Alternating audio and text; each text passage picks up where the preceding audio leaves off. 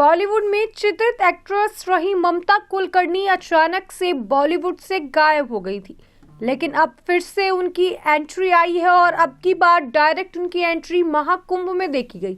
महाकुंभ में अब उन्होंने महामंडलेश्वर की उपाधि ग्रहण की।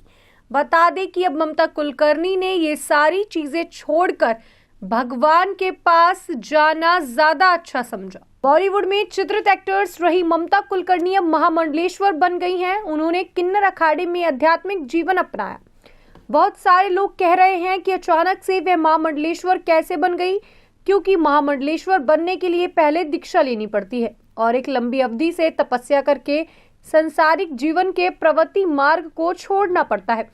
अखाड़ों का नियम है कि जो व्यक्ति महामंडलेश्वर बनता है उसे सन्यासी होना चाहिए। लोग यह भी कह रहे हैं कि महामंडलेश्वर बनने के लिए संसारिक मोह माया के लिए त्याग की भावना होनी चाहिए, पारिवारिक संबंधों से दूर होना चाहिए और वेदों पुराणों का ज्ञान होना चाहिए। अगर आप ममता कुलकर्णी के जीवन को देखेंगे तो आपको ये पता चलेगा कि कुछ समय पहले तक उनका जीवन विवादों से भरा हुआ था। आरोप लगता है कि वर्ष 2013 में ममता कुलकर्णी ने हिंदी फिल्म इंडस्ट्री को छोड़कर ड्रग माफिया विक्की गोस्वामी से दुबई में शादी कर ली। ये वही ड्रग माफिया है जिसे दुबई में ड्रग्स तस्करी के लिए 12 वर्षों की जेल हुई। हालांकि ममता कुलकर्णी इन आरोपों को गलत बताती हैं, लेकिन सच्चाई ये है कि वर्ष 2016 में मुंबई पुलिस ने ड्रग्स तस्करी के मामले में उनके खिलाफ अरेस्ट वारंट तक जारी किया। मुंबई पुलिस ने बताया कि उसने मुंबई से 80 लाख रुपए की ड्रग्स बरामद की थी, जिसका संबंध ऐसी कंपनी से था जिसकी डायरेक्टरेट ममता कुलकर्णी थी। ममता कुलकर्णी खुद कहती है कि वो ड्रग माफिया विक्की गोस्वामी से प्यार करती थी और इस दौरान वो 2000 से 2024 तक भारत से दूर रहीं। जब ममता कुलकर्णी ने फिल्म इंडस्ट्री को छोड़ा नहीं था, तब उन पर अंडरवर्ल्ड से कनेक्शन होने के आरोप लगते थे। कहा जाता था कि एक फिल्म के लिए उन्होंने अंडरवर्ल्ड के अपराधियों से डायरेक्टरेट का फोन कराया था। वर्ष 1993 में ममता कुलकर्णी ने एक मैगजीन के लिए टॉपलेस फोटो शूट कराया, जिस पर देश भर में काफी हंगामा हुआ।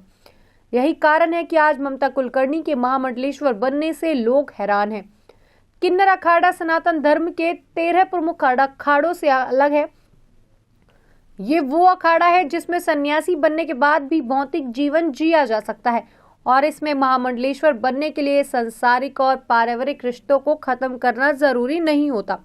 और यही कारण है कि ममता कुलकर्णी ने इस अखाड़े को चुना और अब वो भौतिक जीवन जीते हुए भी सन्यासी बनकर रह सकती हैं। इसमें उन्हें वैराग्य वाला जीवन नहीं बिताना होगा। आप इन फोटोज के माध्यम से साफ देख सकते हैं कि ममता कुलकर्णी ने अब पूरी तरह से वैराग्य का जो जीवन है वो अपना लिया है। अब वो एक साधु संतों की भांति रहने वाली है। आइए जानते हैं कि आखिरकार ममता कुलकर्णी के अंडरवर्ल्ड में किस किस से जो कनेक्शन है वो जोड़े जा रहे थे।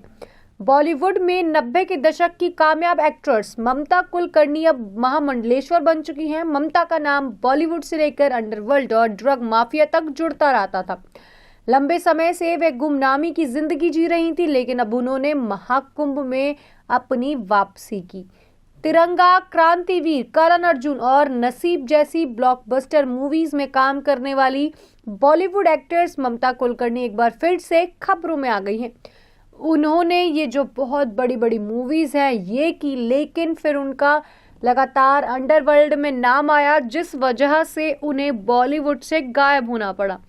हालांकि लोग ये तक कहते हैं कि जब उन्होंने बॉलीवुड को छोड़ा उस समय उन्हें ड्रग माफिया से प्यार हो गया था, जिसकी वजह से उन्होंने बॉलीवुड को छोड़ा और अब वो 2000 के बाद डायरेक्ट 2025 में एंट्री लेती नजर आई, वो भी महाकुंभ में महामंडलेश्वर बनके। ममता कुलकर्णी का नाम 90 के दशक में अंडरवर्ल्ड डॉन छोटा राजन से जुड़ा गया था। उस दौर में कहा जाता था कि ममता को फिल्मों में काम अंडरवर्ल्ड की सिफारिश पर मिलता है।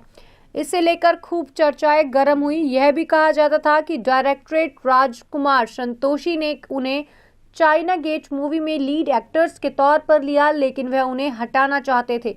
लेकिन अंडरवर्ल्ड के प्रेशर बढ़ने के बाद उन्होंने ऐसा कुछ भी नहीं किया। बाद में ये खबर भी सामने आई कि ममता कुलकर्णी ने दुबई में रहने वाले ड्रग माफिया विक्की गोस्वामी से शादी कर ली।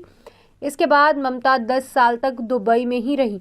यह भी कहा जाता है कि दुबई में रहकर इस कपल ने कई गैर कानूनी काम किए। हालांकि ममता ने हमेशा इन सभी आरोपों को खारिज किया। ममता कुलकर्णी लंबे वक्त तक गुमनामी की जिंदगी जीने के बाद 2013 में भारत वापस आई। उन्होंने उस वक्त ऑटोबायोग्राफी ऑफ ए योगिनी नाम की बुक लॉन्च की थी। उस दौरान ममता ने कहा कि वह कुछ लोग दुनिया के कामों के लिए पैदा होते हैं तो कुछ लोग ईश्वर के लिए, वह ईश्वर के लिए पैदा हुई हैं। उस वक्त भी उन्होंने कुंभ में वापसी की थी। इस बार भी वह महाकुंभ में ही नजर आई हैं। ममता कुलकर्णी अब महामंडलेश्वर बन चुकी हैं। उन्होंने किन्नर अखाड़े की आचार्य महामंडलेश्वर लक्ष्मी नारायण त्रिपाठी से मुलाकात की और आशीर्वाद लिया। इसके बाद दोनों के बीच लंबी चर्चाएं हुई। लंबी चर्चा के बाद किन्नर अखाड़ा ने उन्हें महामंडलेश्वर की पदवी देने का निर्णय किया और महामंडलेश्वर लक्ष्मी नारायण त्रिपाठी ने महामंडलेश्वर पद देने का ऐलान किया। इसके बाद दोनों अखिल भारतीय अखाड़े के अध्यक्ष रविंद्र पुरी से मिली और महामंडलेश्वर बनने की प्रक्रिया की। ममता को नया नाम भी दिया गया। अब वह ममता नहीं नंदगिरी कहलाने वाली हैं। ज्यादा जानकारी के लिए बने रहे हमारे साथ रियासत न्यूज।